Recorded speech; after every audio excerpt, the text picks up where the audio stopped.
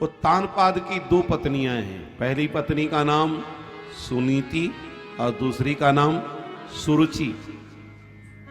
सुनीति कौन है? सुष्टु नीतिर यस्य सा सुनीति है। जो सुंदर नीति के अनुसार चलने वाली पत्नी है उसी का नाम है सुनीति। और सुरुचि स्वस्य रुचिर यस्य सा सुरुचि, जो स्वेच्छाचारिणी है, अपनी बुद्धि के अनुसार चलने वाली है, शास्त्र को नहीं देखती है, संतों को नहीं देखती है, गुरु के मार्ग का दर्शन नहीं करती है, वह स्वेच्छाचारिणी बुद्धि ही सुरुचि है। और नीति के अनुसार चलने वाली जो बुद्धि है वह सुनीति है। जीवात्मा के पास दो प्रकार की बुद्धि होती है, सुमति और कुमति। सुमति निरंतर भगवान में लगी रहती है और कुमति निरंतर संसार में लगी रहती है। सुमति कुमति सब के उर रही, वेद पुराण निगम अस कहीं। कुमति जो होगी वो उद्विग्न बुद्धे असदात्म भावात्, उद्विग्न बुद्धे असदात्म भावात्। उद्विग्नता के कारण से असद में सद का भाव होगा और सद में असद का भाव होगा। क्यों? वह बुद्धि परिपक्व नहीं, परिपक्व नहीं है। आप लोगों ने दाल बनाई, हंडी में दाल कितने लोगों ने पकाया है बताओ? हंडी में, जब हंडी में दाल बनाते हैं तो दाल क्या करती है? पकते समय उफान मारती है, मारती कि नहीं? दाल उफान कब तक मारती है? जब तक पक नहीं जाती है। और जैसे ही दाल पक जाएगी सोई उफान मारना बंद कर देगी। ऐसे ही बुद्धि में जब तक असद का भाव बना हुआ है तब तक बुद्धि में उग्र उद्विग्नता बनी रहेगी। और जब सद परब्रह्म परमात्मा में बुद्धि स्थित हो जाएगी तो फिर उसकी उद्विग्नता समाप्त हो जाएगी। इसलिए आज उत्तानपाद की दो पत्नियां हैं। उत्तानपाद कौन है? ये जीवात्मा। उत ऊर्ध्व पादौ यस्य सा उत्तानपादः, जो ऊपर की ओर पैर करके उत्पन्न होवे उसका नाम है उत्तानपाद। जीवात्मा निरंतर उत्तान ही बना रहता है ना? सुनीति के सुंदर बेटा पैदा हुआ ध्रुव और सुरुचि का बेटा हुआ उत्तम।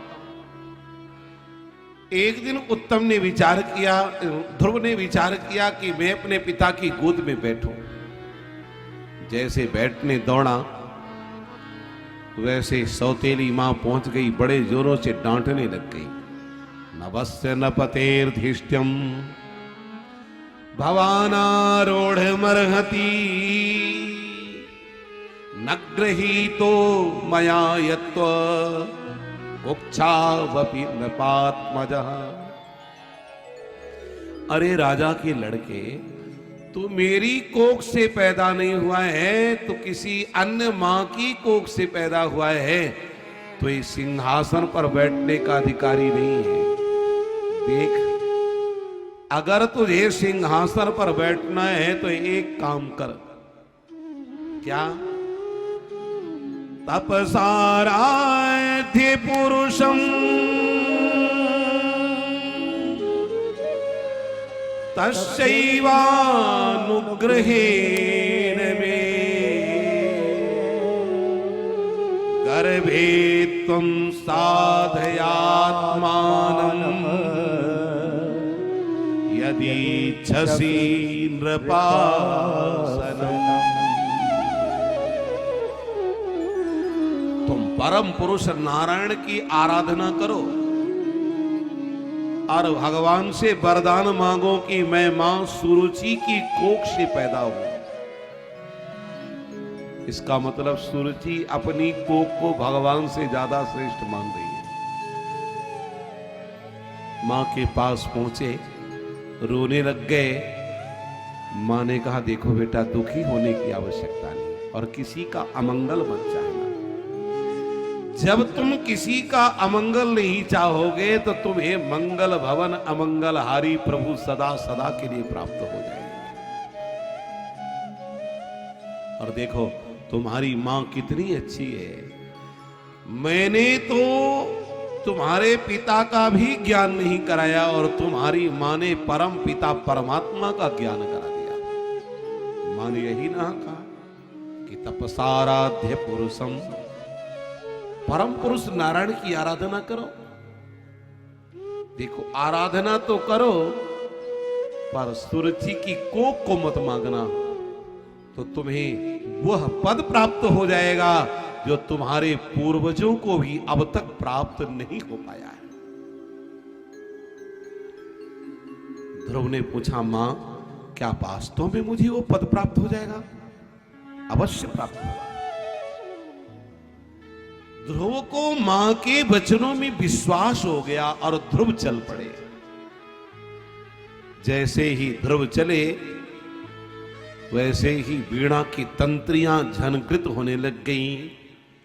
श्रीमन नारायण नारायण हरि हरि, श्रीमन नारायण नारायण हरे हरे, श्रीमन नारायण नारायण हरि हरि, श्रीमन नारायण नारायण हरे हरे, नारायण नारायण हरे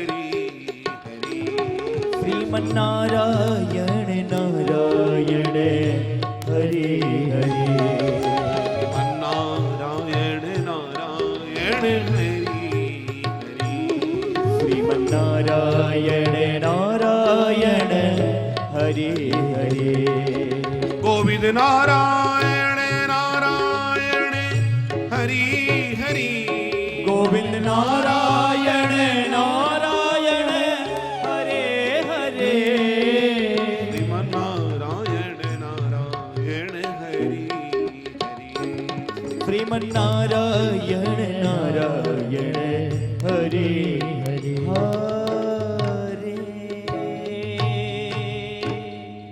भगवान के चरणों में जाने वाले ध्रुव जी को जब नारद जी ने देखा तो नारद जी ने सोचा कि आज अपना नाम सार्थक कर लेना चाहिए। मेरा नाम नारद है। नारम अज्ञानम यति खंडेति इति नारदः, जो जीवात्मा के अज्ञान का सर्वथा खंडन करता है उसी का तो नाम नारद है।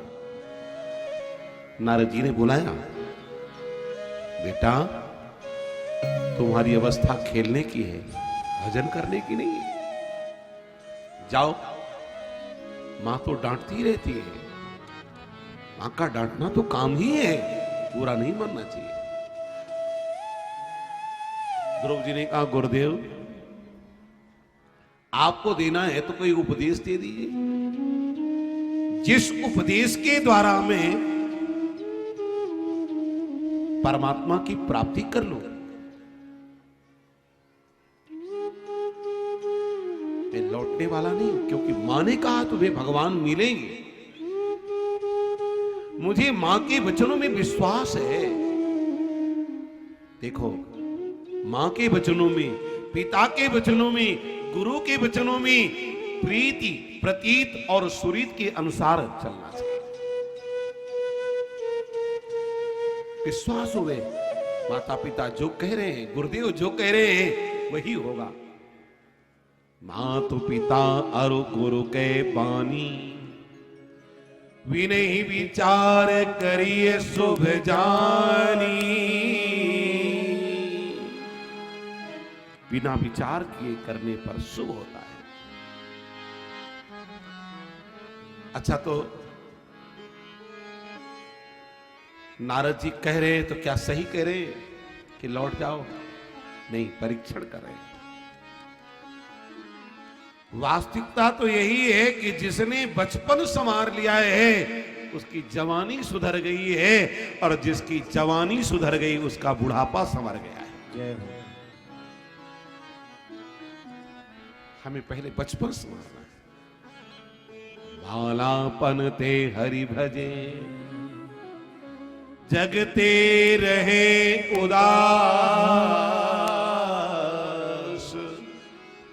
तीर्थ आशा करत हैं, कब है हरिदास। तीर्थ भी आशा करते कि भगवान के दास कब आएंगे।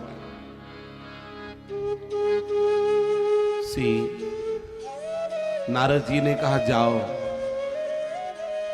मधुपुरी में बैठ करके भजन करना, द्वादशाक्षर मंत्र का जाप करना, खान पान शुद्ध रखना। देखो छांदोपनिषद में एक मंत्र आया है, आहार शुद्धौ सत्व शुद्धौ, सत्व शुद्धौ ध्रुवा स्मृति। आहार शुद्ध होगा तो अंतःकरण शुद्ध होगा, अंतःकरण शुद्ध होगा तो भगवान के चरणों में हमारा मन लगेगा। हमें सबसे पहले अपने आहार की शुद्धि करनी है।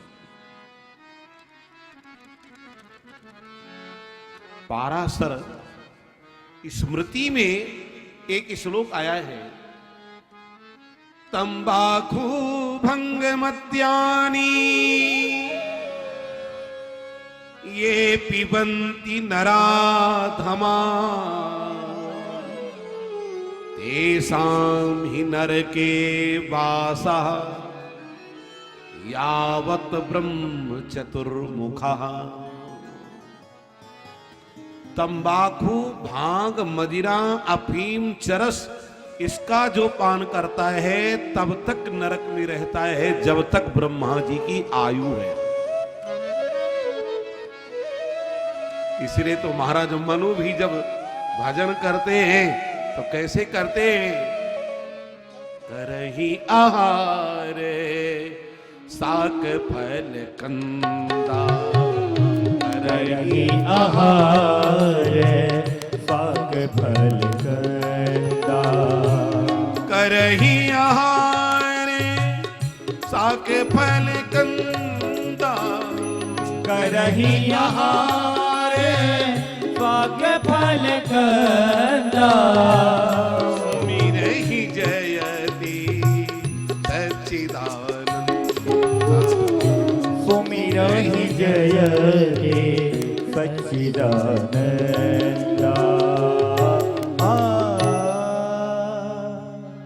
कंदमूल फल का आहार।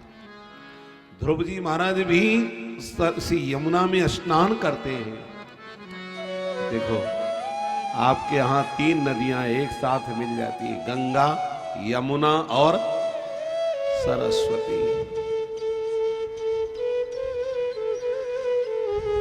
हम लोग जब बचपन में थे तो एक गाना सुना करते थे छोटे छोटे में, गंगा यमुना सरस्वती, ये प्यार का पैगाम है। जहां ये तीनों हिल मिल जाएं उसी का संगम नाम है।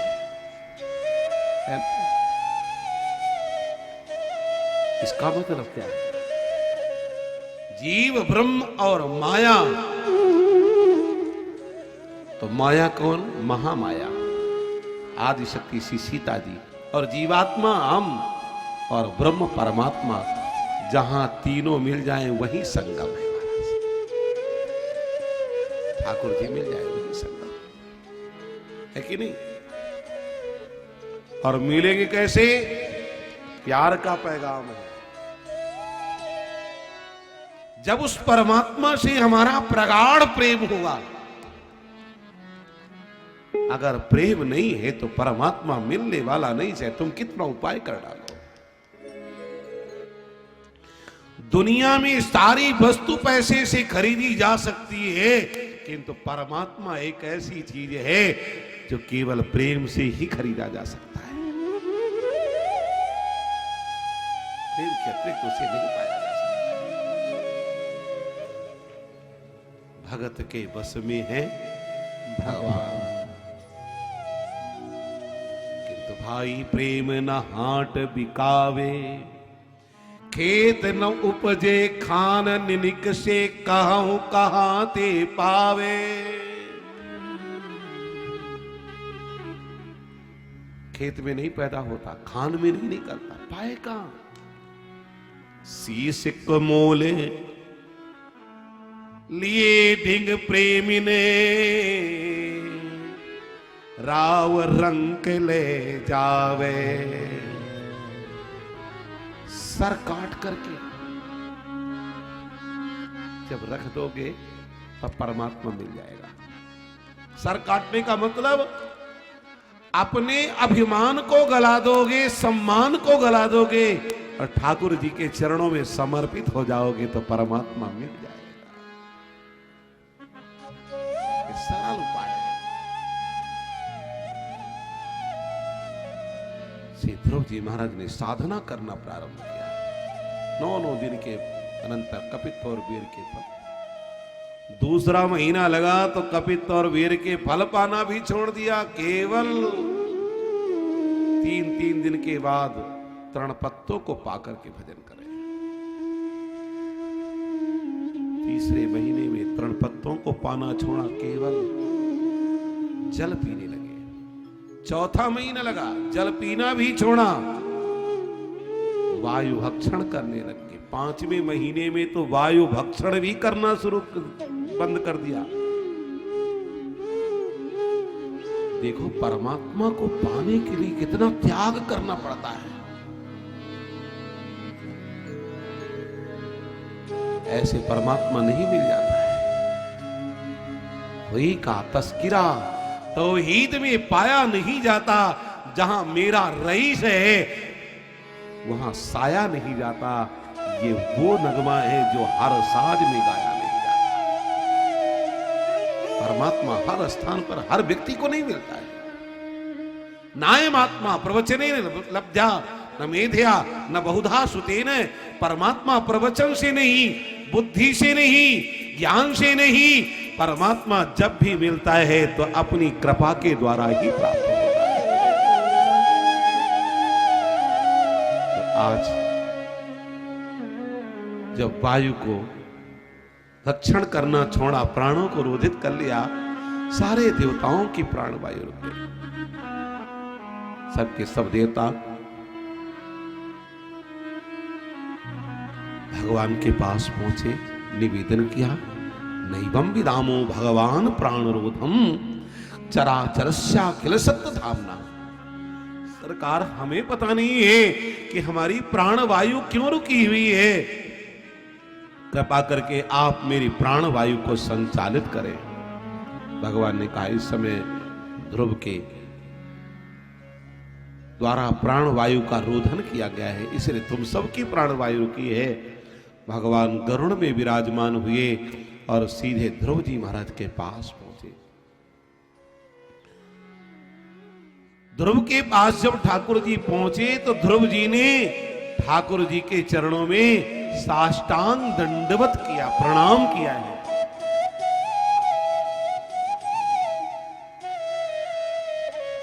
बोल भक्त वत्सल भगवान की।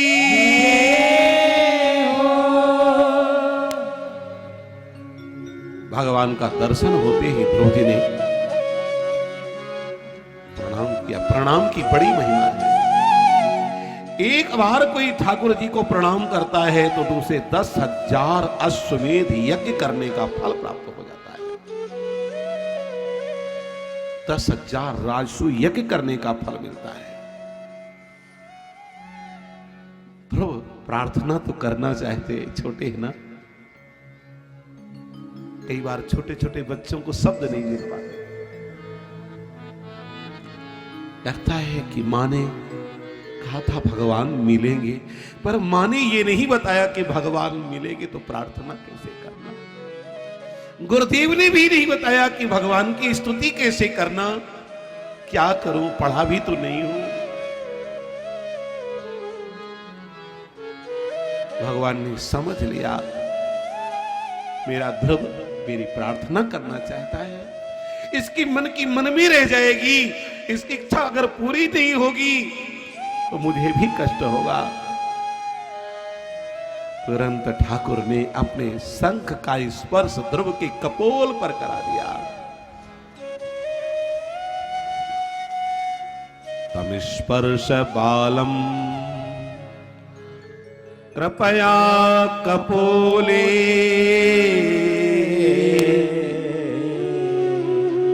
स्पर्श बालम कृपया कपोले। ध्रुव की वाणी प्रस्फुटित हो गई। जब भगवान की कृपा होती है तो वाणी अपने आप ही प्रस्फुटित हो जाती है। मूकम करोति वाचालम पंगुम लंघयते गिरिम यत्कृपा तमहं वन्दे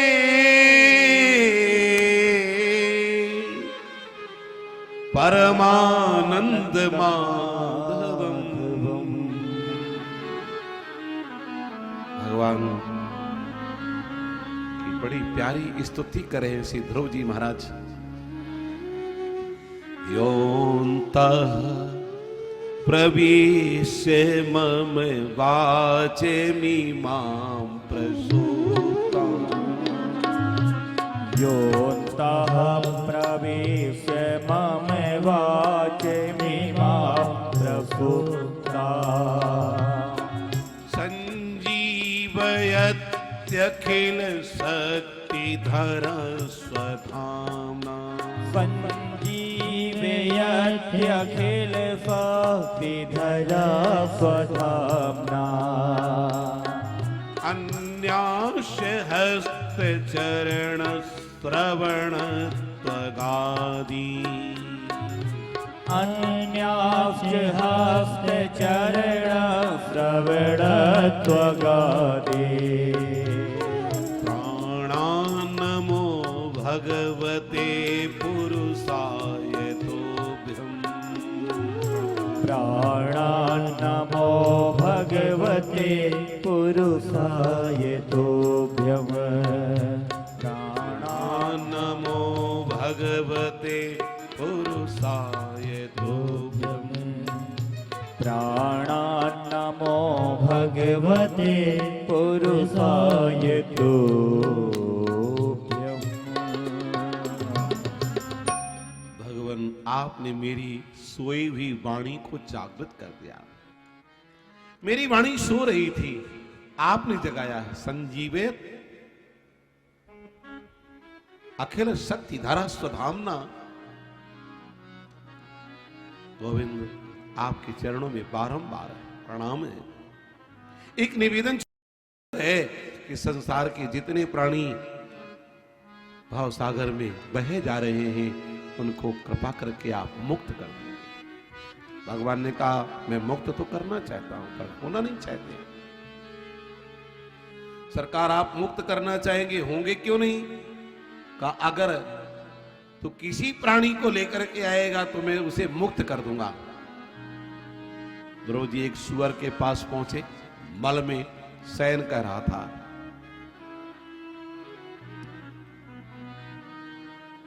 महताम मलशयानाम, मल में शयन कर रहा था। से कहा भाई साहब भगवान यमुना के किनारे खड़े हैं, चलो तुम्हें बैकुंठ ले जाएंगे। कहा सबसे पहले बताओ तुम्हारे उस बैकुंठ में गंदी नाली की व्यवस्था है कि नहीं? और तो सारी व्यवस्था है पर गंदी नाली की व्यवस्था नहीं है। कहा तो फिर मैं जाने वाला भी नहीं हूं। ध्रुव जी ने कहा सरकार वास्तविकता है कि जीवात्मा विषय रूपी गंदी नाली को छोड़ करके जाना नहीं चाहता है। आपकी तो कृपा निरंतर हर प्राणी पर बनी रहती है। ध्रुव जी महाराज तो भगवान ने कहा जाओ मैं तुम्हें 36,000 वर्ष का राज्य देता हूं, अंतिम में तुम मेरे ध्रुपद को प्राप्त करोगे। ध्रुव जी ने प्रणाम किया, चले, पर मन मान नहीं रहा। लग रहा है कि हमारी बुद्धि को देवताओं ने हरण कर लिया। श्री ध्रुव जी महाराज जब अपने घर पहुंचे तो विवाह हो गया। ब्रह्मी नाम की कन्या के साथ बस्तर अनुबस्तर नाम के सुंदर से बेटे पैदा हो गए। एक यक्ष ने उत्तम को मारा। ध्रुव जी ने हजारों यक्षों का संहार किया। बाबा मनु ने मना किया, अलंब साथी रोषेण, बेटा क्रोध करना नरक का दरवाजा खोलना है, इसलिए नायम मार्गो ही साधु नाम ऋषिकेशानुवर्तिनम, भगवान के मार्ग में चलने वाले को क्रोध नहीं करना चाहिए। श्री ध्रुव जी महाराज कुबेर से क्षमा मांग करके आए, भजन करने के लिए जंगल चले गए। जैसे ही जंगल पहुंचे, मृत्यु देवता सामने खड़े हुए, बेटा ध्रुव तुम्हें लेने के लिए भगवान का विमान आया हुआ है, ये विमान ऊंचा है, मैं इसके नीचे बैठ जा रहा हूं, तुम मेरे मस्तक पर चरणों को रख करके चढ़ जाओ। देखो, मृत्यु के भी मस्तक पर चरणों की रखने की सामर्थ्य अगर है तो एक भक्त के अंदर है। मृत्योरमूर्ध्यम पदम दत्वा आरुरोहा तदद्भुतम। श्री ध्रुव जी महाराज जब ध्रुपद पर पहुंचने वाले थे तो मां की याद आ गई, मेरी मां तो घर में रह गई। विमानस देवताओं ने कहा, रे ध्रुव तेरे जैसे भक्त को जन्म देने वाली मां कभी संसार में नहीं रह सकती है। पुत्रवती मां तो वही है जिस मां का लाल भगवान का भजन करता हो। कुलम पवित्रम जननी कृतार्था वसुंधरा भाग्यवती च तेन अपार संविसुख सागरेस्मिन् लीनं परे ब्रह्मणि यस्य चेतः। पुत्रवती युवती जगः सोई, पुत्रवती युवती जगः सोई, रघुबर भगत जासु सुत होई,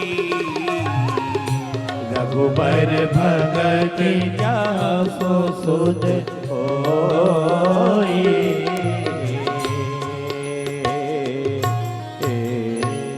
आप हमारे संत वाणी चैनल को सब्सक्राइब करें, वीडियो को लाइक करें, शेयर करें और हाँ, बेल आइकन पर क्लिक करना बिल्कुल ना भूलें ताकि हमारी किसी भी वीडियो की सूचना सबसे पहले आपको मिले।